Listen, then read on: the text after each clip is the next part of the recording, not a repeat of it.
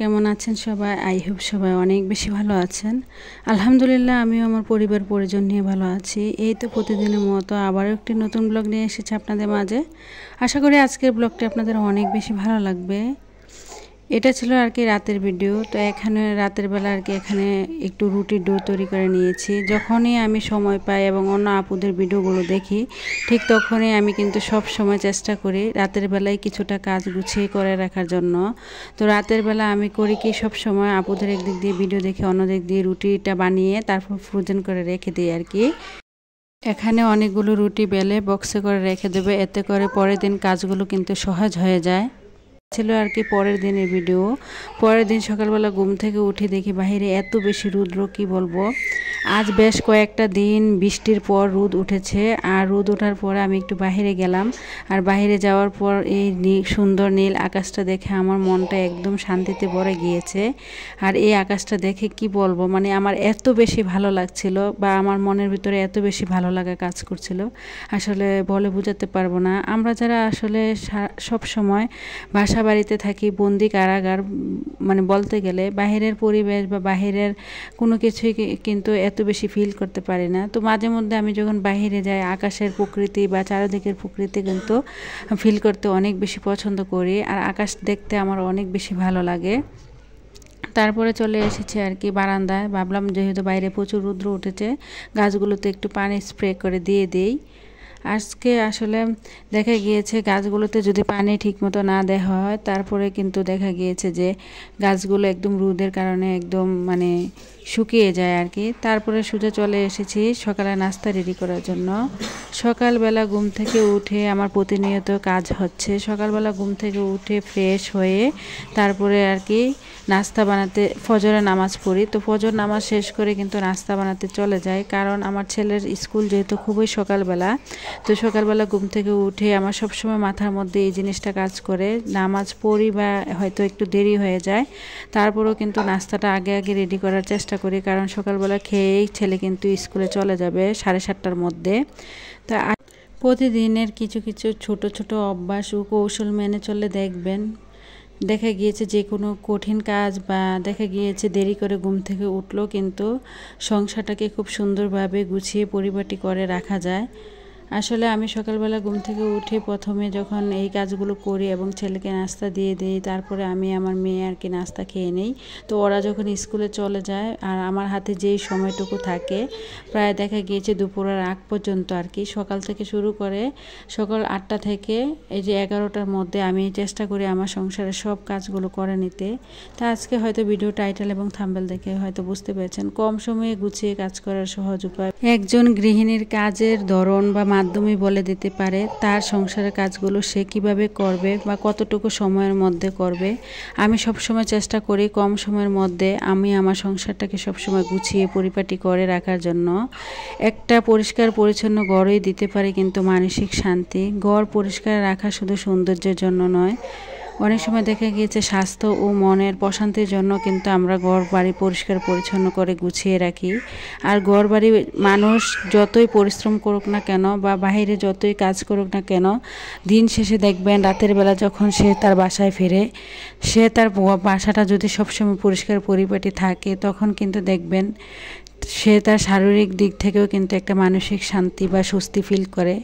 আমরা যতই বাইরে দৌড়ঝাঁপ করে না কেন, দিন শেষে কিন্তু এই বাসাটাতেই ফিরে আসতে হয়। আর এই বাসার মধ্যে এসেই কিন্তু আমরা আমাদের দৈহিক যে শান্তি বা শারীরিক শান্তি, মানসিক শান্তি সব কিছু কিন্তু খুঁজে পাই আমাদের এই ঘর থেকে।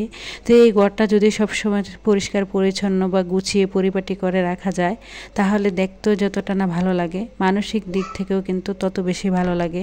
আমি সবসময় চেষ্টা করি অল্প মাত্র কিছু সময়ের মধ্যে কিন্তু আমার পুরো বাসাটাকে সবসময় গুছিয়ে পরিপাটি করে রাখার জন্য। তো এদিক দিয়ে ছেলেকে নাস্তা রেডি করে দিয়েছিলাম, তারপরে আমি আর আমার মেয়ে মিলে আর কি নাস্তা খেয়ে নিয়েছি। তো ছেলে তো রেডি হয়ে স্কুলে চলে গিয়েছে, তারপরে লেগে পড়েছে সংসারের কাজকর্মে। আমি প্রতিদিন সকালবেলা ঘুম থেকে উঠে যা আগে থেকেই আসলে কিছু কিছু কাজ করে রাখি। আবার দেখা গিয়েছে রাতের বেলায় আর কি, আবার দেখা গিয়েছে যে সকালবেলা ঘুম থেকে উঠে ছেলেকে নাস্তা বানিয়ে খাওয়ানোর পর যখন স্কুলে পাঠিয়ে দিই, তারপরে কিন্তু ফ্রিজ থেকে দুপুরবেলা কি রান্না করব কি না করব ফ্রিজ থেকে নামিয়ে ভিজিয়ে রাখি। আর এরই মাঝে কিন্তু ওই দিক দিয়ে দেখা গিয়েছে মাছ মাংস যেগুলোই হোক না কেন সেগুলো যদি দুপুরের রান্নার উপযোগী হয়ে যায়। আর অন্য দিক দিয়ে দেখা গিয়েছে আমি আমার সংসারের কাজগুলো খুব কম সময়ের মধ্যে করে ফেলি। একদিক দিয়ে এক এক করে কিন্তু সংসারের কাজকর্ম কিন্তু আসলে আমি গুছিয়ে করি। দেখবেন একটা ঘরের সকালবেলা ঘুম থেকে উঠে যাই করে না কেন একটা ঘরের সব মানে বিছানাগুলো যদি গুছানো থাকে বা দেখা গিয়েছে কাপড় চোপড় যদি গুছানো থাকে, তাহলেই দেখবেন ঘরটা একদম মনে হয় সবসময় পরিষ্কার পরিচ্ছন্ন বা পরিপাটি। আমি সকালবেলা ঘুম থেকে উঠে নাস্তার পরে এই যে দুপুরে রান্না বান্না করার জন্য যা যা মানে রান্না করব সব কিছু রেডি করে ফেলি। রেডি করার পর তারপরে চলে আসি দুপুরে মানে সংসারের কাজকর্ম গুছিয়ে করার জন্য। তো আসলে এরই মাঝে কিন্তু আবার দেখা গিয়েছে কাপড় ধোয়ার কাজ থাকলে কাপড়গুলোও কিন্তু ভিজিয়ে রাখি। সকালবেলায় কিন্তু আসলে অনেকটা সময় যদি আমরা আগে থেকেই সব কিছু আসলে প্রিপারেশন নিয়ে রাখি, দেখা গিয়েছে খুব কম সময়ের মধ্যে কিন্তু আমরা পুরো বাসাটাকে সবসময় গুছিয়ে পরিপাটি করে রাখতে পারি। দেখা গিয়েছে সকালবেলা ঘুম থেকে উঠে সকালে নাস্তার পর দুপুরে কী কী রান্না করব সেগুলো যদি আগে থেকে প্রিপারেশন নিয়ে রাখি, তারপরে যদি দেখা গিয়েছে বাসার বাড়ি গুছানোর কাজকর্ম করে ফেলি, তারপরে দুপুরে রান্না বান্না করতে যাই, এতে করে কিন্তু যেমন সময়ের কিন্তু অনেকটা আপনি সাশ্রয় পাবেন, অন্যদিক দিয়ে কিন্তু নিজেও একটু রেস্ট নিতে পারবেন।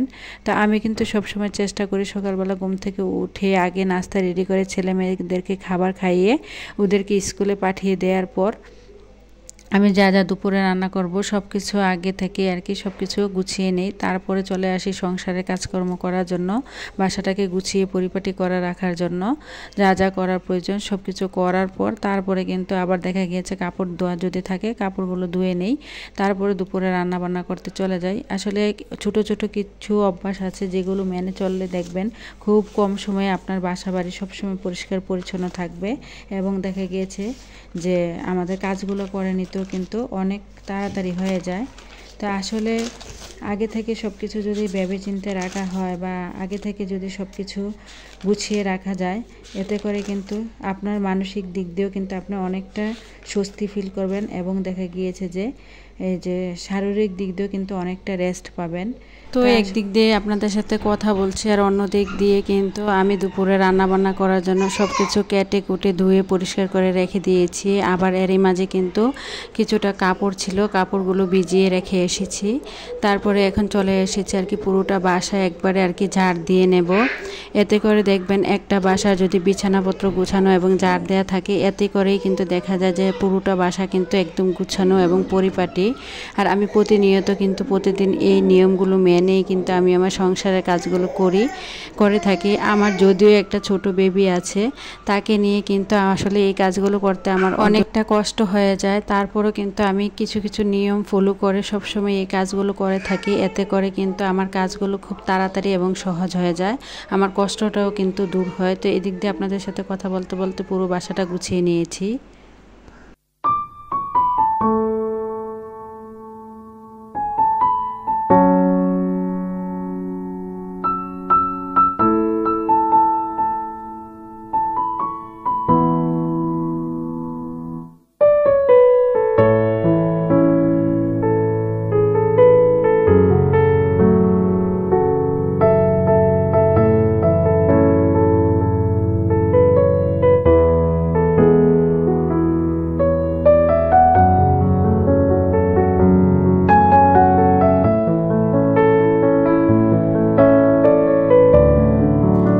আজকে কিন্তু বাসায় আর কি মাছের বাজার করা হয়েছিল।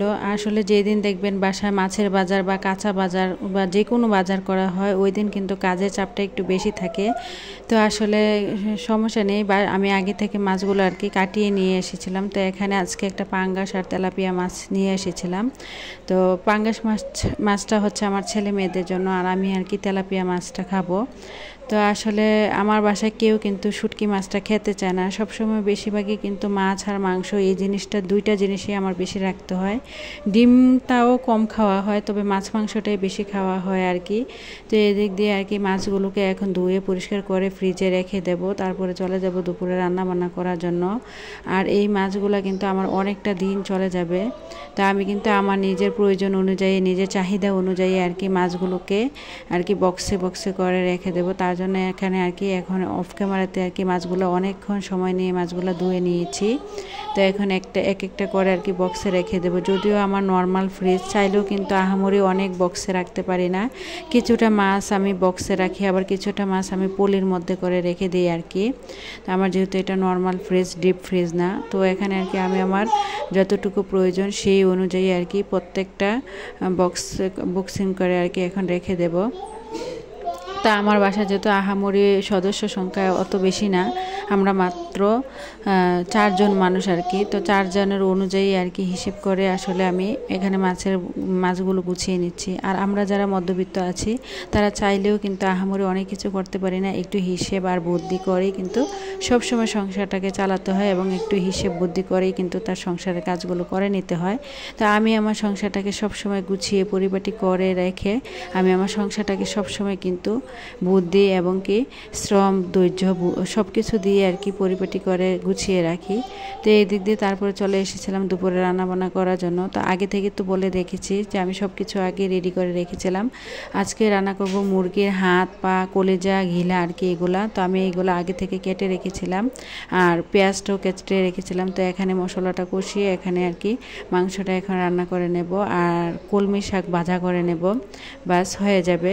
তা আমি এখানে ছোট মানে মুরগির যে চামড়া, হাত পাগুলো আছে সেগুলো আর কি পেঁয়াজ দিয়ে যেহেতু ভুনা করব, তার জন্য ভাবলাম ছোট ছোট টুকরো করে আর কি কেটে ভুনা করি। আর আমার কাছে এভাবে ছোট করে মানে কেটে ভুনা করলে ভালো লাগে আর কি এই মুরগির হাত পাগুলা। বা দেখা গিয়েছে অনেক সময় যে বুটের যে ডালটা হয় ওই ডালটা দিয়েও রান্না করলে কিন্তু অনেক বেশি ভালো লাগে, হাড় জাতীয় যে মাংসগুলো আছে।